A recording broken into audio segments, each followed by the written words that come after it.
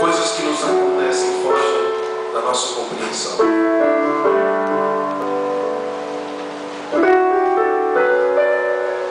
Mas nós sabemos que o Senhor guia os nossos passos, porque o Senhor instrui o caminho ao justo.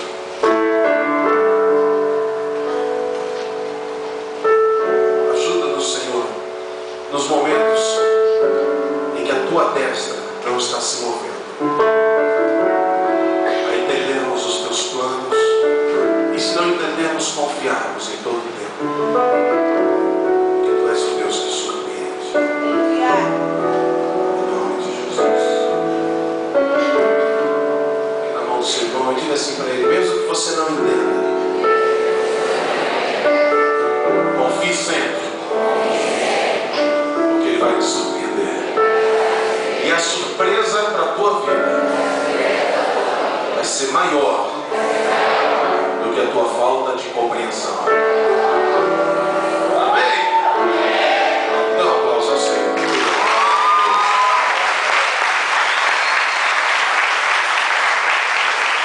Aleluia. Abra sua Bíblia comigo em Salmo capítulo 77.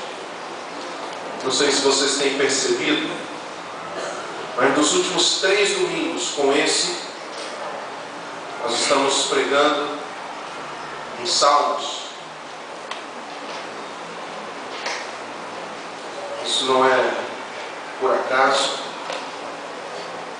mas o livro de Salmos, que Salmo significa louvor a Deus, o livro de Salmos, ele relata e expressa experiências íntimas do adorador, aquele cujo coração é conectado com o Senhor. Quantos amam o Senhor aqui de todo o seu coração?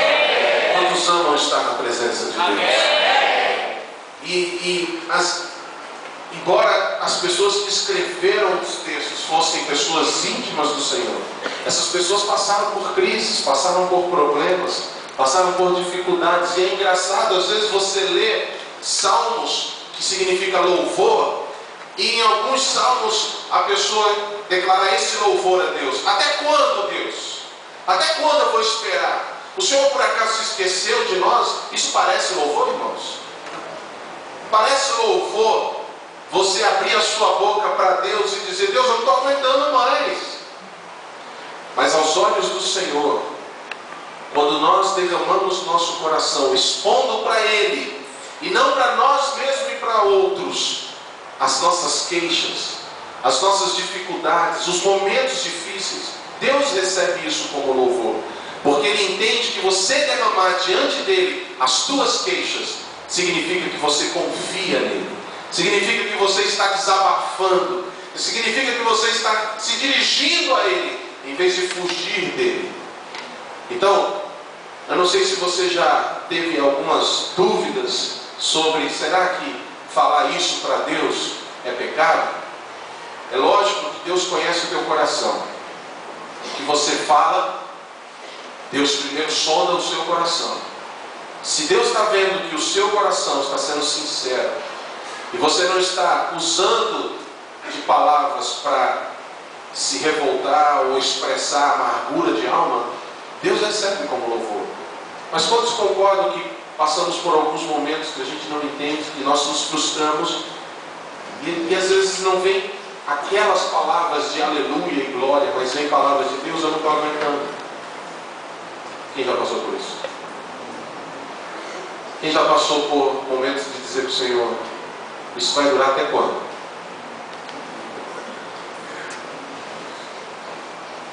Eu quero ler com você então Salmo capítulo 77.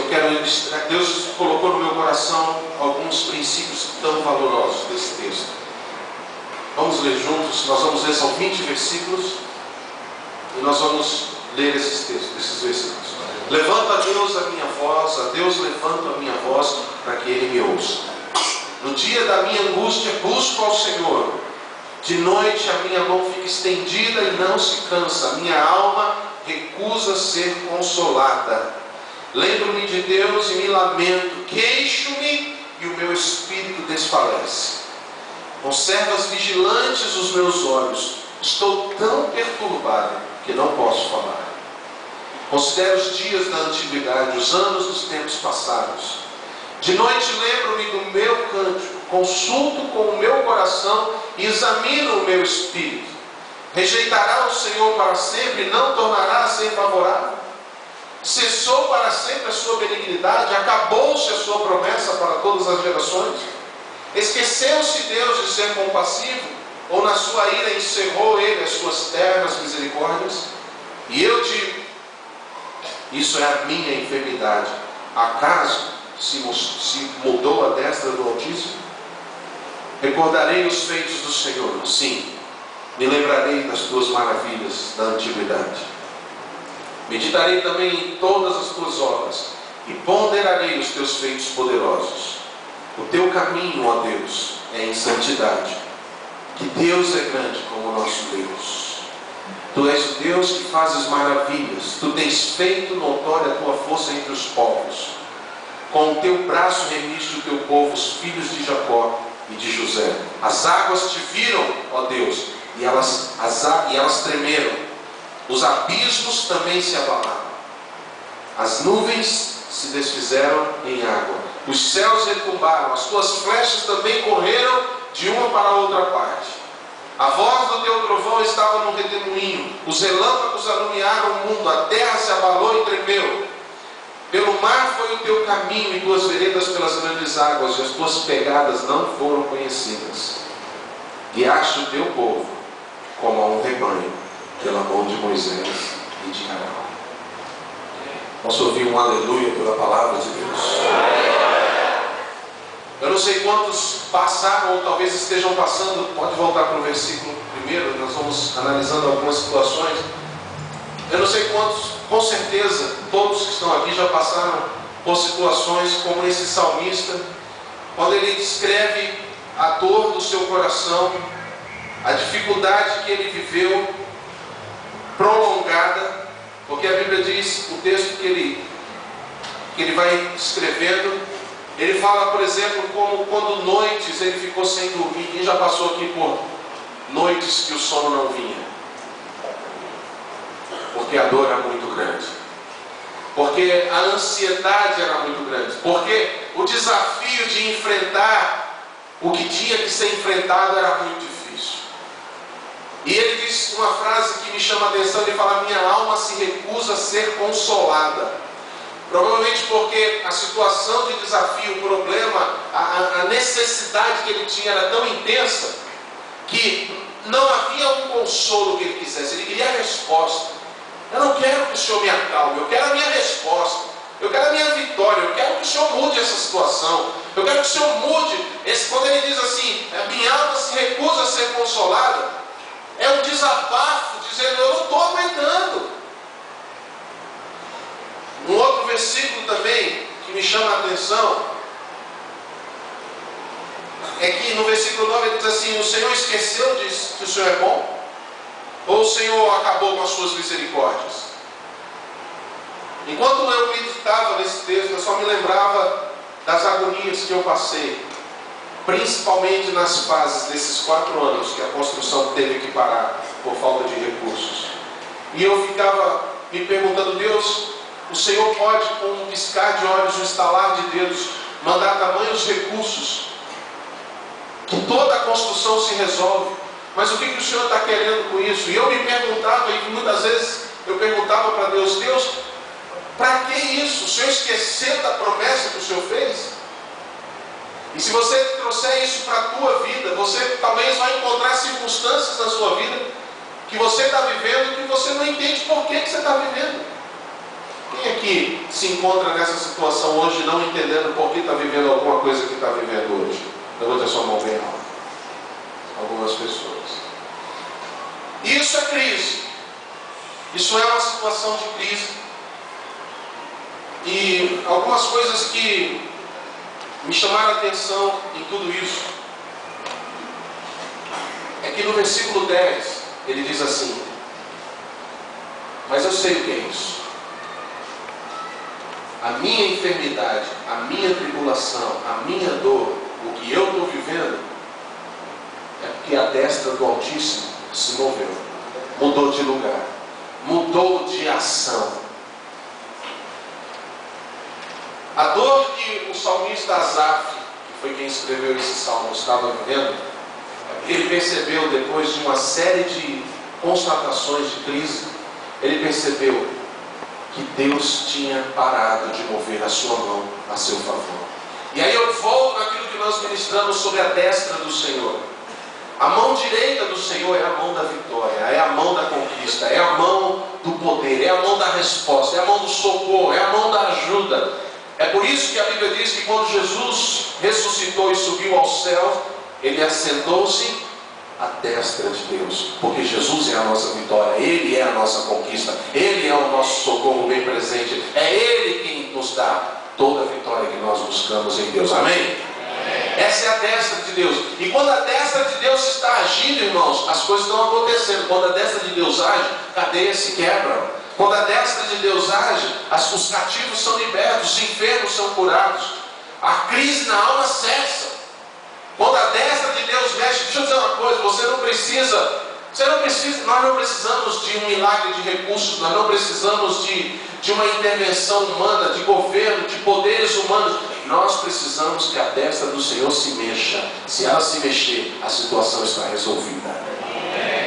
Mas tem momentos que a destra de Deus para. E por que a destra de Deus para em alguns momentos da nossa vida? Vamos conversar aqui.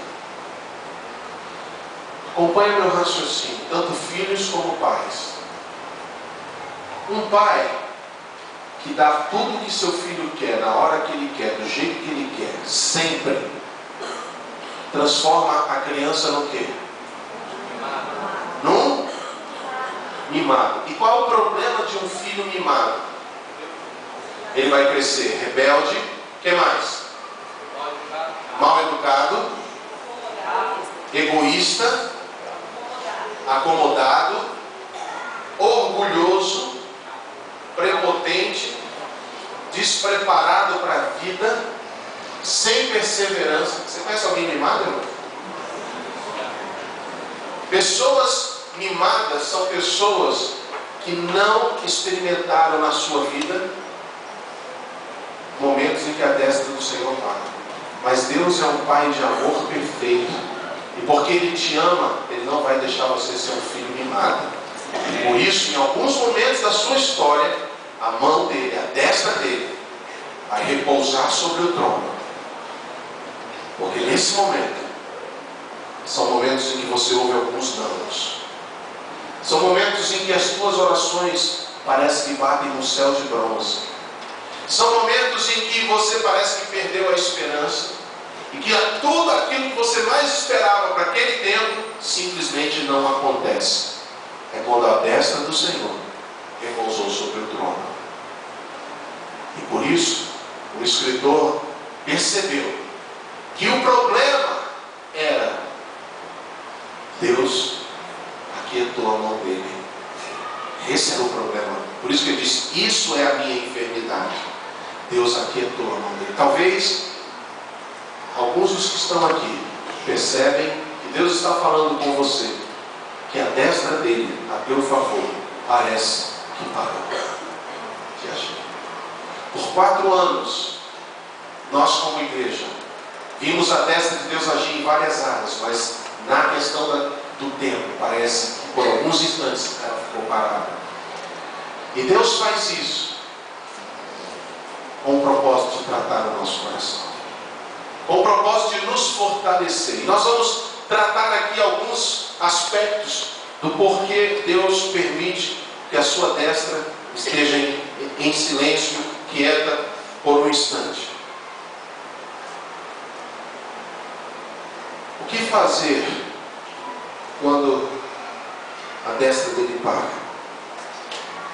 Primeiro, se você reconhece que você está vivendo em alguma área da sua vida, momento em que a mão do Senhor parou de agir para alguma área da sua vida, a primeira coisa que você tem que fazer, como o salmista no versículo 10, ele diz: isto é a minha enfermidade. Mudou-se a destra do Altíssimo. Em outra versão não é uma pergunta, diz: mudou-se a destra do Altíssimo. Há outras versões que deixam esse versículo de forma diferente. Como, por exemplo, quando ele diz assim: a culpa é minha. Eu sei qual é o problema. A destra parou. A primeira coisa que nós temos que fazer, quando nós enxergamos que a destra parou, é reconhecer quais são os nossos erros. É reconhecer aonde nós pisamos na bola. É parar de ficar abrindo a boca para reclamar, murmurar, para se revoltar, para se achar vítima. Porque muitos costumam, nesses momentos de crise, achar um culpado para a destra do Senhor ter parado.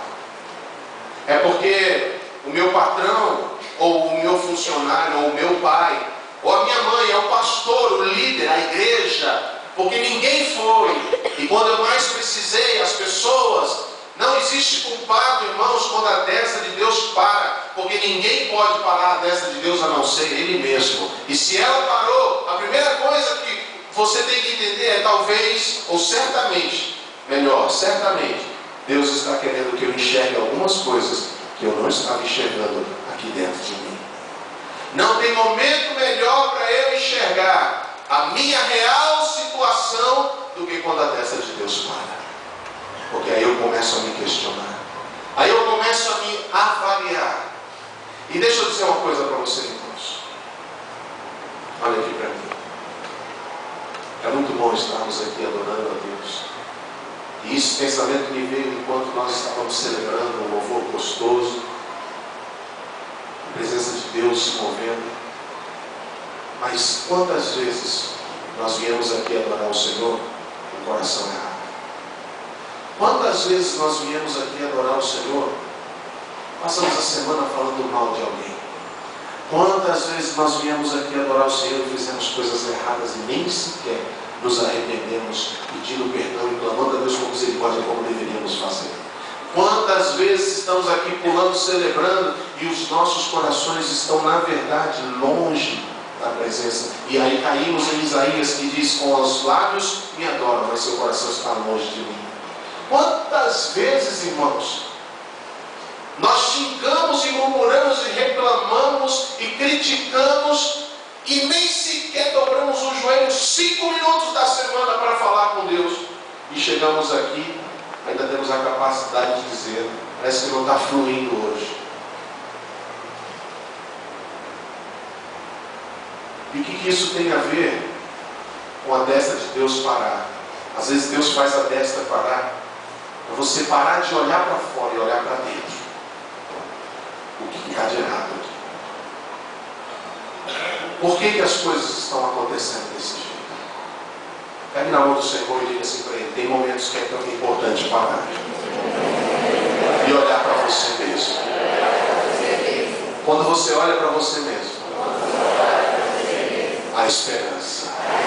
Amém? Em segundo lugar, e aqui eu quero trabalhar com mais intensidade, o que eu devo fazer quando a destra de Deus para? Olha o que diz o versículo 11. Irmãos, a partir deste momento, se você aprender esse princípio que nós vamos trabalhar aqui, muita coisa na tua vida vai romper. Mas não tem alguém de fé aqui nesse lugar que possa dizer um amém para essa palavra que eu disse. Se você aprender esse princípio que esse salmista em crise descobriu no dia da crise dele, muita coisa na tua vida vai mudar de figura. Porque a verdade é o seguinte: a segunda coisa que você tem que fazer depois de reconhecer que você está errado, que tem coisas que precisam mudar, no versículo 11 diz assim: eu vou me recordar dos feitos do Senhor e vou me lembrar das maravilhas da antiguidade. Irmãos, existe algo tremendo, poderoso nessa chave. Trazer à memória o que Deus já fez na sua vida. Isso é terapêutico, isso é poderoso, isso provoca uma série de efeitos na sua vida. É por isso que eu creio que esse princípio leva muita gente à vitória. Diga comigo: recordar-se fez. O salmista entende que no meio da angústia dele, você vê que até o versículo 9 ele vem falando, Deus, até quando o Senhor vai se esquecer? O que eu estou vivendo isso? Eu não aguento mais. Paulo chega no versículo 10 ele fala assim, mas a minha enfermidade é essa, a mão de Deus parou. Ele entendeu que a mão de Deus tinha parado. Aí no versículo 11 ele prega uma transição.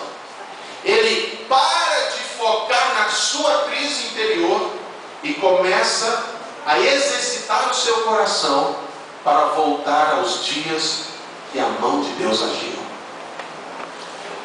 Hoje, nesse momento, se você está vivendo dias em que a mão de Deus parou na sua vida, é porque Deus quer que você se lembre dos dias em que Ele fez coisas maravilhosas na sua vida. Amém. E quantos aqui podem glorificar a Deus porque Deus tem feito grandes coisas por você? Amém? Então olha só, por que quando você se recorda do que a mão direita de Deus já fez na sua vida, você está invocando alguns princípios. O primeiro deles, gratidão. Diga comigo, gratidão. Diga comigo, é importante, é fundamental ter gratidão. Sabe o que acontece com um coração grato? Sabe qual é o mistério da gratidão? Quando você começa a agradecer a Deus, lembrando das coisas que Ele já fez, Salmo 100 diz assim, entrai pelos seus portões com gratidão. Quando você começa a agradecer a Deus com um coração sincero, as portas do céu se abrem para a tua vida. Amém. Tem duas coisas que abrem a porta dos céus, de acordo com a palavra de Deus. Uma, gratidão, e duas, quando nós somos fiéis no dízimo e nas ofertas e fazemos prova do Senhor no meio de uma necessidade. Malaquias 3,10 diz assim, fazei prova de mim, se eu não vos abrirei as janelas dos céus. Então essas duas situações, fidelidade e gratidão. Quantos querem ver as portas do céu se abrir na sua vida? Amém. Tá, mas o que significa a porta do céu se abrir na minha vida? Significa comunicação, intimidade, relacionamento, bênção fluindo, graça de Deus caindo sobre a sua vida, proteção de Deus, o Senhor presente, porta do céu aberta. Significa que toda ação maligna sobre a tua vida não vai ter êxito, porque a porta está aberta. E para abrir essa porta, irmão, é gratidão, coração grato, render graças ao Senhor, glorificar a Deus pelas coisas que Ele fez.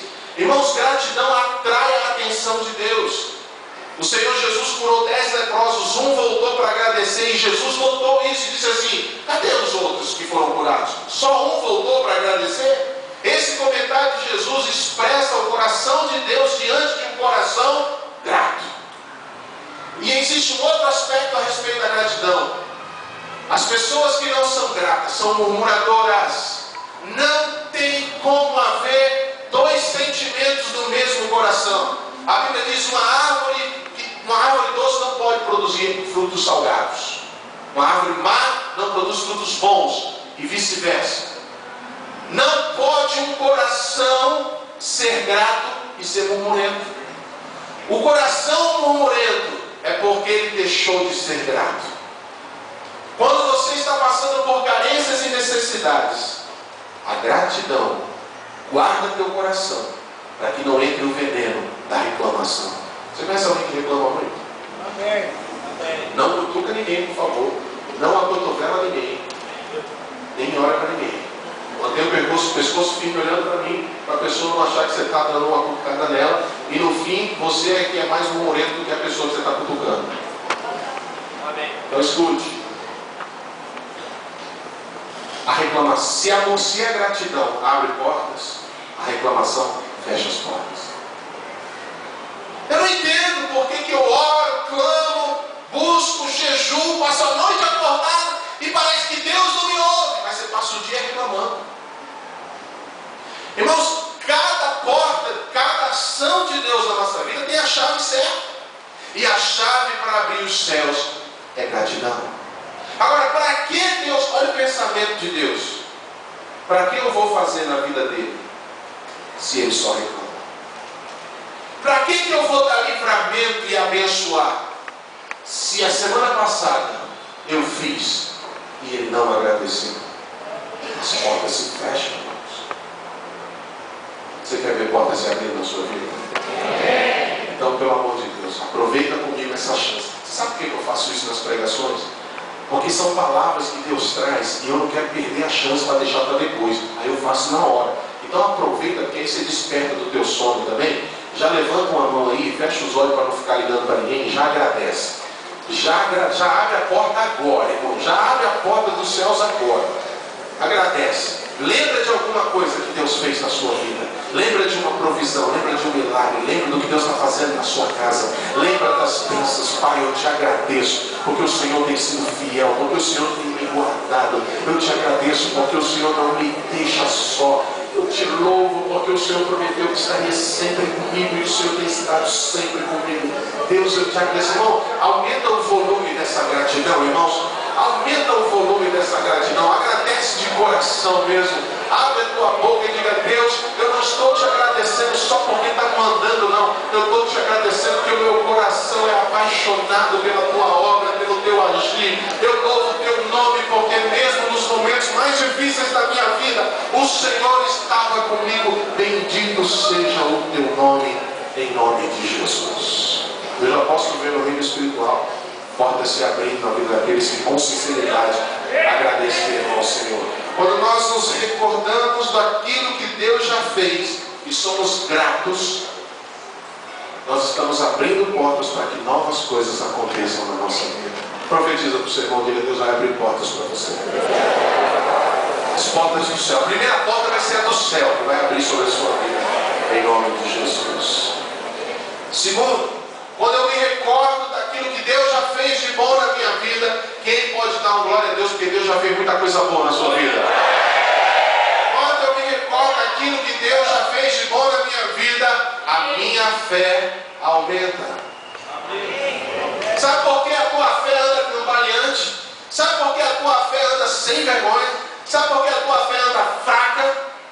Porque você não exercita o que a Bíblia diz. Eu vou me recordar dos feitos do Senhor.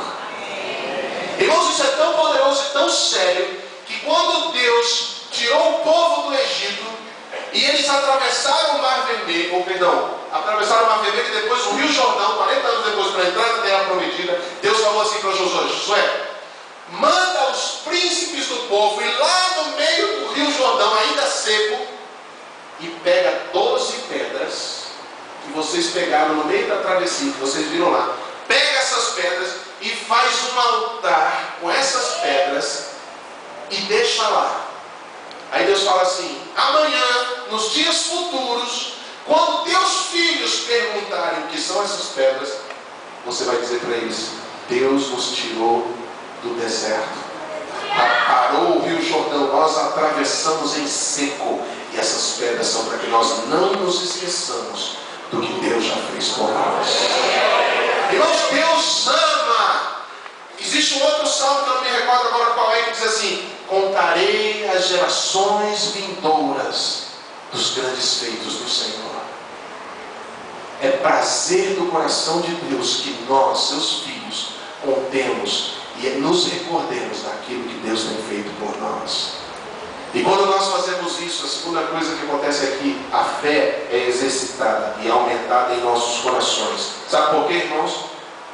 Quando você cria o hábito de lembrar-se do que Deus já tem feito na tua vida, a tua fé é despertada e reforçada, porque te faz focar no agir de Deus e não no que as circunstâncias estão dizendo. Preste bem atenção nisso. Fé, quando eu foco no poder. Medo, ansiedade, quando eu foco no problema. Deu para entender? Quando eu olho para o problema, eu temo, eu fico com medo, eu fico apavorado, eu fico ansioso, eu não consigo agir, eu não consigo decidir, eu não fico inseguro, eu fico inconstante, porque eu estou olhando para as circunstâncias. Pedro, andando sobre as águas, olhou para a água e começou a afundar. Enquanto ele não olhou para a água, mas olhava para Jesus, ele estava andando firme. Isso é fé. Enquanto você estiver andando, olhando para Jesus, As águas podem estar tumultuadas debaixo dos seus pés, mas você vai pisar sobre elas. As notícias más podem chegar até você dizendo: olha, aconteceu isso, aconteceu aquilo, mas a Bíblia diz: o justo não tem a má notícia. Eu não vou olhar para o que está acontecendo, eu vou continuar olhando para o alvo, para Cristo, para o olhar que me dá fé. Esse olhar me dá segurança. Eu não tiro o olho dele, porque enquanto eu estou olhando para ele, as águas podem espumejar, elas podem fazer um sufoco debaixo dos meus pés, mas vão continuar debaixo dos meus pés. Quando eu me recordo do que Deus já fez na minha vida, eu estou exercitando meu coração a manter meus olhos fixos nele. Quantos aqui já foram curados? Olha só, deixa eu mudar a pergunta. Quem hoje está lutando contra alguma enfermidade no seu físico? Muito bem, muitas pessoas. Quantos de vocês no passado já receberam cura no seu físico da mão de Deus? Quantos? Praticamente todos que eu estou vendo aqui que levantaram a mão, que têm uma enfermidade hoje, já foram curados. Agora eu te pergunto: o mesmo Deus que curou no passado, você pode curar você agora dessa enfermidade ou não? E por que não curou?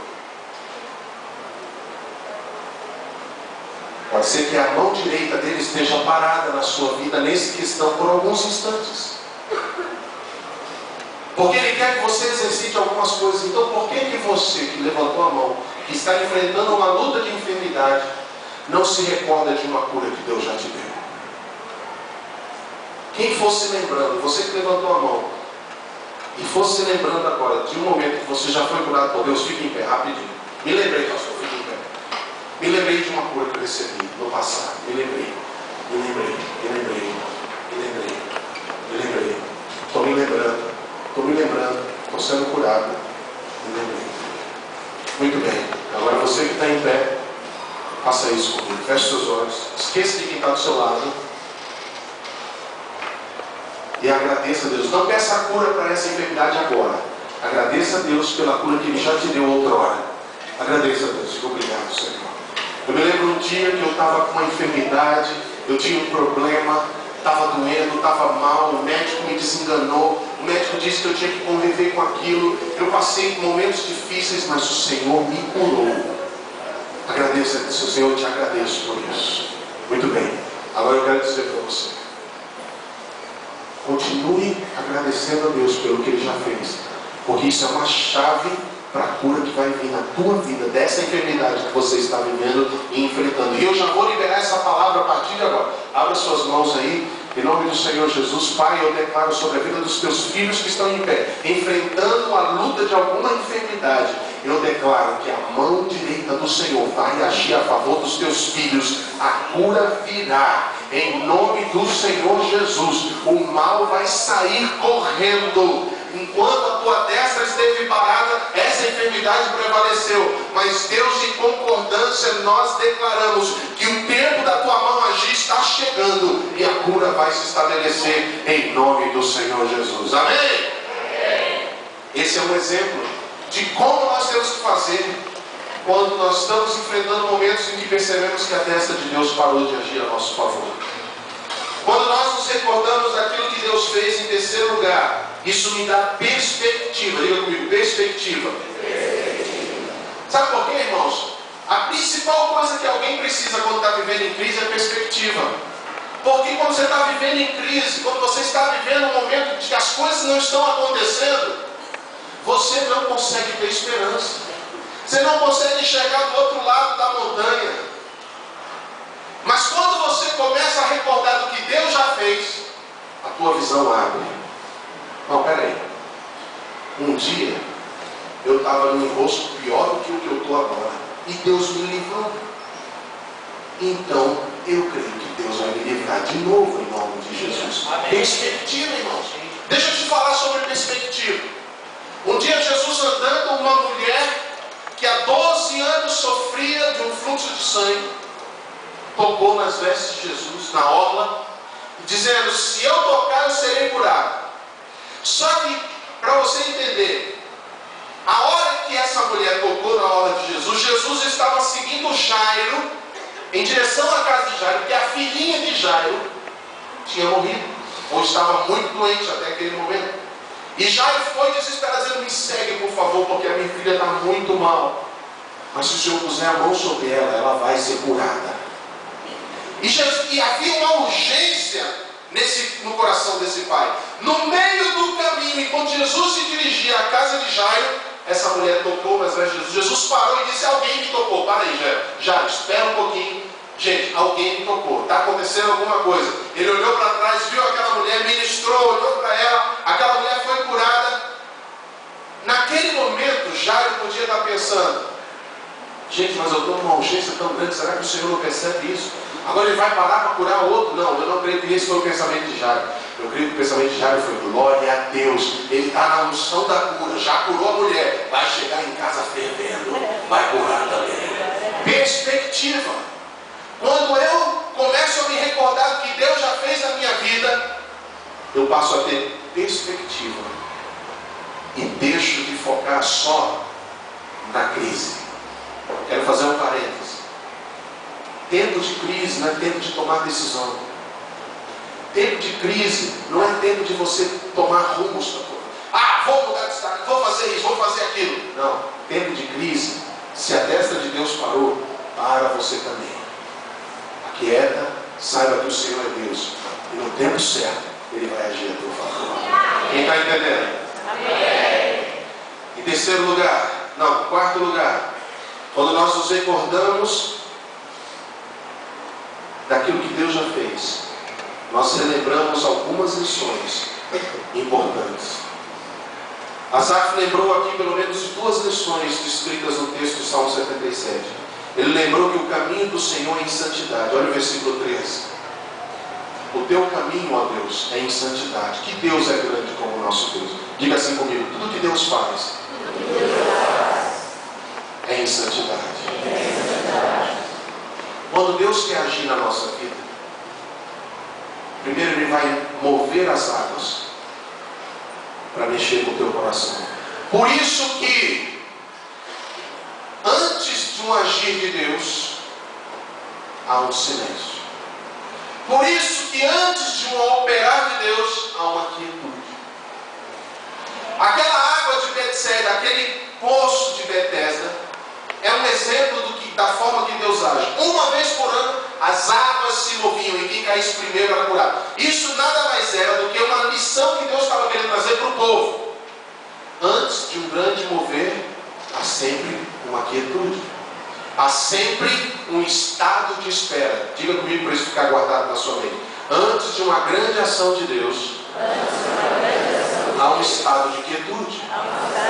Um estado de espera. Quem está vivendo um estado de espera no Senhor? Não se desesperem.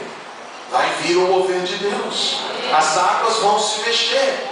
E a notícia boa é que não é só um que vai cair, não.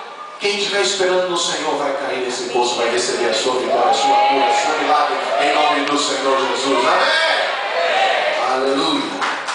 Glória a Deus.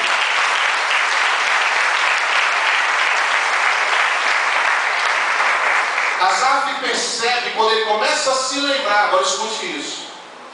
Talvez nós estamos chegando num dos pontos mais importantes dessa palavra. Quando Asaf começa a se lembrar das coisas que Deus já fez para curar sua alma da crise que ele estava vivendo, ele Pai, eu me lembro. Tudo que o Senhor faz é em santidade. Esse recordar-se trouxe à tona uma lição que estava talvez apagada no seu coração.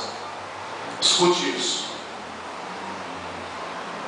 Tem certas coisas que não rompem na nossa vida, porque tem certas coisas no nosso coração que não deveria estar. Tem certos comportamentos, atitudes e pecados que nós praticamos que bloqueiam o agir da mão de Deus na nossa vida. Quando Asaf diz: o teu caminho é em santidade, ele está dizendo para si mesmo: se eu quero ver a mão de Deus voltar a agir na minha vida, eu preciso voltar a andar em santidade. Deus não vai fazer o que Ele quer fazer na sua vida se você não se arrepender dessa prática, largar a mão dela, tirá-la do seu caminho, porque Deus só faz as suas maravilhas quando nós nos posicionamos em santidade. Por isso que Josué diz assim: gente, é o seguinte, Deus já falou comigo, o Jordão vai abrir, nós vamos passar em seco, então faz o seguinte, santificai-vos hoje, que amanhã o Senhor vai fazer maravilhas. Diga assim comigo: santificai-vos hoje, porque amanhã vai vir maravilhas. Diga para o seu irmão: se você tomar uma decisão agora de santidade, amanhã o milagre vai chegar. Você crê nisso? Depende de uma decisão. Depende da decisão. Santidade está relacionada à decisão. Essa foi uma lição que ele descobriu lembrando dos feitos do Senhor. Outra lição que ele descobriu, no versículo 20 diz assim: guiaste o teu povo como a um rebanho pela mão de Moisés e de Arão. A outra lição que ele descobriu lembrando do que Deus já tinha feito é que Deus nunca deixa o seu povo perdido. Amém.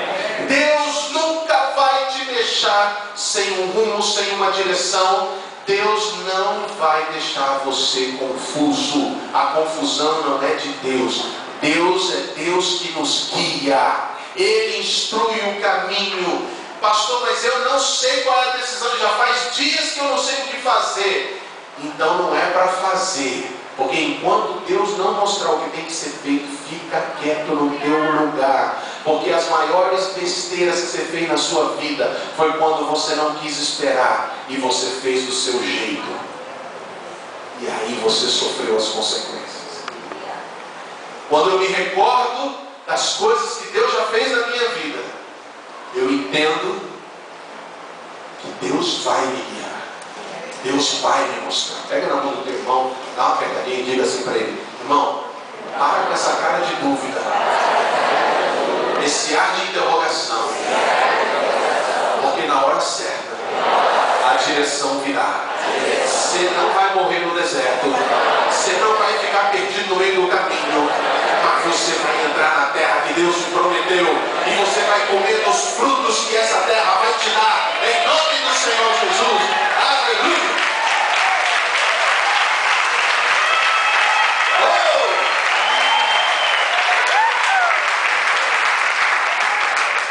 E em último lugar,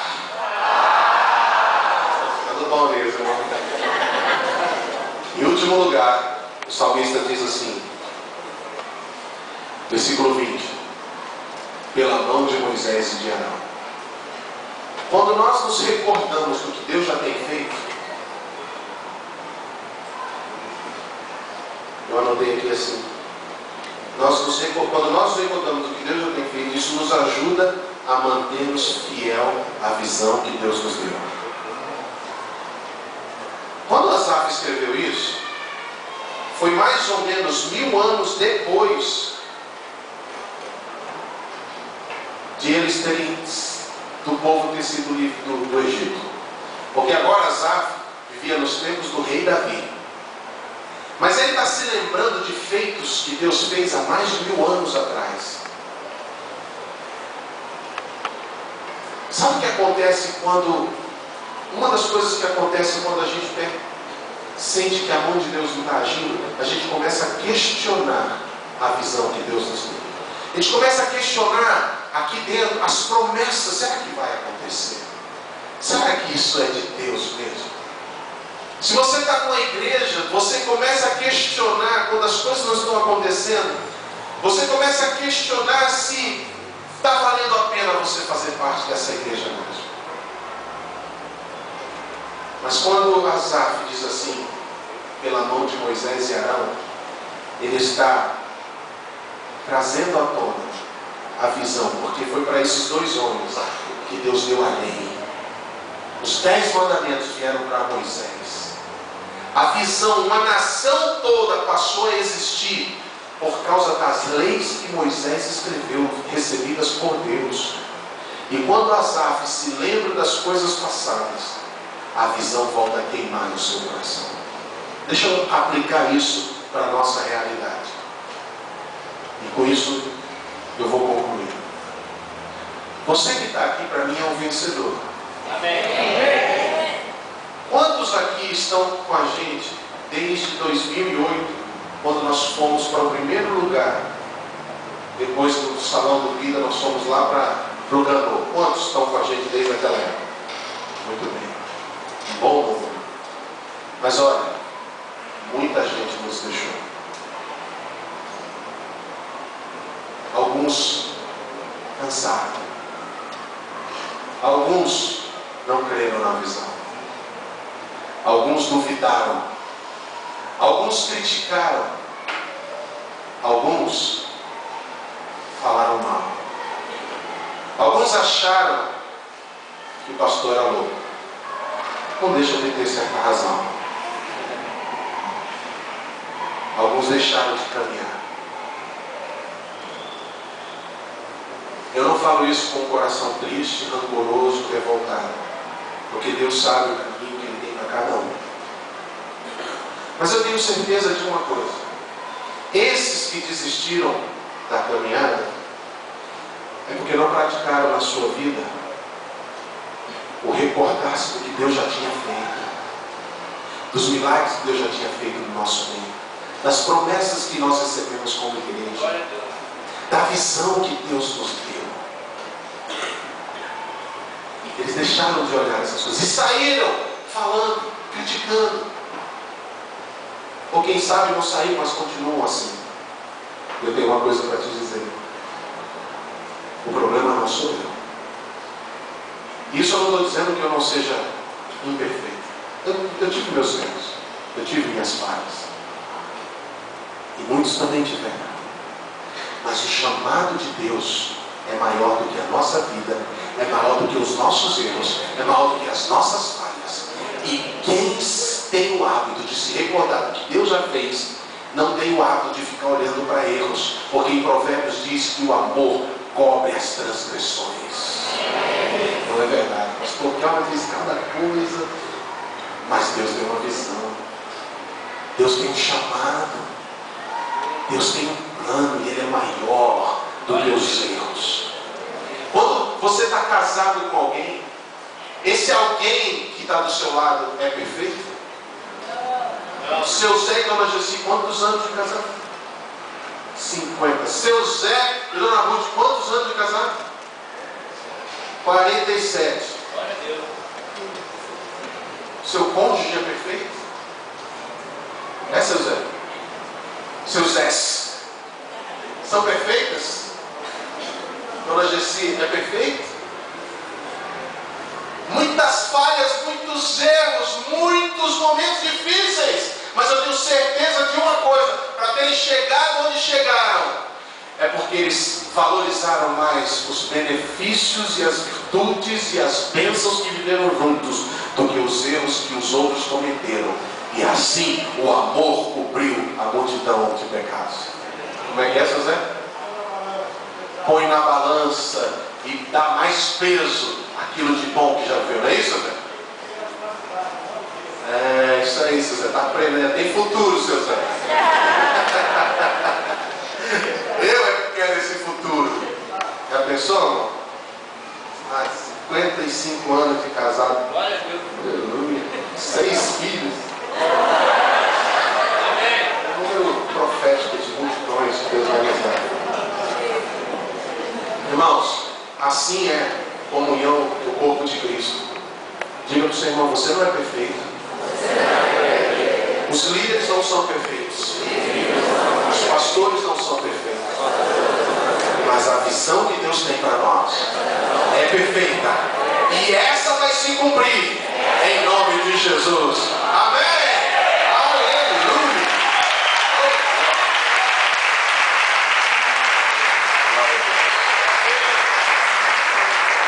Então, queridos, nos lembremos do que Deus já tem feito nas nossas vidas. Isso vai ser terapia para os seus ossos, para a sua alma. Isso vai ser cura para você. Isso vai abrir portas do céu sobre a sua vida e portas da terra.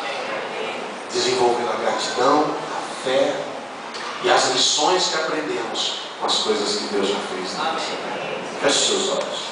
Vamos orar.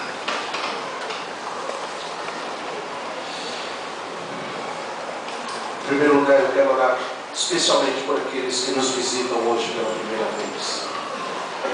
Se você está nos visitando hoje e você nunca antes fez uma oração entregando sua vida para Jesus e quer fazer neste momento uma oração, dizendo assim: eu quero entregar minha vida para Jesus a partir de hoje, eu quero viver uma vida diferente. Onde quer que você esteja, levante a sua mão, eu quero orar por você. Amém. Eu vejo sua mão levantada. Deus te abençoe. Há mais alguém aqui que gostaria de orar assim, dizendo: Deus, eu quero te entregar a minha vida. Eu quero te confessar como o único Senhor e Salvador da minha vida. Talvez você ache que Deus já está aí, mas eu tenho que te dizer isso. É a palavra de Deus que diz. Se você entende que Deus está no teu coração, mas você nunca antes orou, falando assim: Senhor Jesus, eu te confesso como o único Senhor e Salvador da minha vida. Romanos capítulo 10 diz que você não é salvo. Então, mediante a palavra de Deus, eu te pergunto mais uma vez: se você nunca antes orou, confessando Jesus como Senhor da sua vida, e quer fazer essa oração agora, assim como essa pessoa que já levantou a sua mão, levante a sua mão dizendo: eu quero, pastor. Amém. Deus te abençoe. Há mais alguém, além dessas pessoas, que corajosamente você já teve coragem para tomar tanta decisão errada na sua vida? E hoje Deus está te dando a chance de você consertar muita coisa errada que ficou. Tudo que você tem que fazer é crer. Se creres, vereis a glória de Deus. Deus quer manifestar a glória dele na tua vida. É a última vez que eu pergunto: se há mais alguém aqui que deseja entregar sua vida para Jesus, confessando como o único Senhor e Salvador da sua vida, levante a sua mão. Eu quero orar por você. Amém. Deus abençoe. Eu quero chamar essas pessoas que levantaram a sua mão para vir orar aqui comigo. Se você não levantou a sua mão, mas teu coração está inquieto, saia do seu lugar e venha fazer essa oração. É a melhor coisa que você vai fazer na sua vida.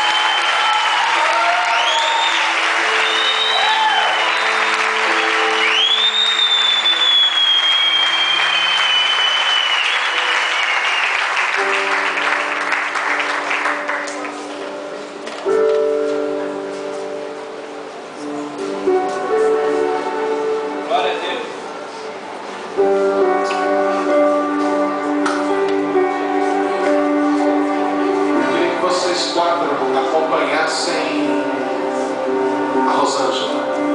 A Rosângela vai pegar o nome de vocês, vai orar por vocês. Deus abençoe vocês. E eu queria orar nessa noite por todos aqueles que têm vivido momentos na sua vida, em alguma área que você percebeu que a destra de Deus parou de agir por um tempo. E você está precisando ser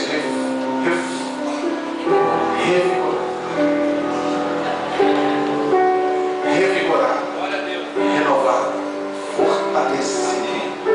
Eu quero chamar você para vir aqui à frente também. Você percebe que a destra de Deus parece que silenciou, aquietou, parou. Mas quando você vier à frente, venha com essa atitude de coração. Senhor, eu reconheço que o Senhor pode vir. Já venha com a atitude de reconhecer, Senhor, eu reconheço. Sou eu. O negócio está em mim. Eu quero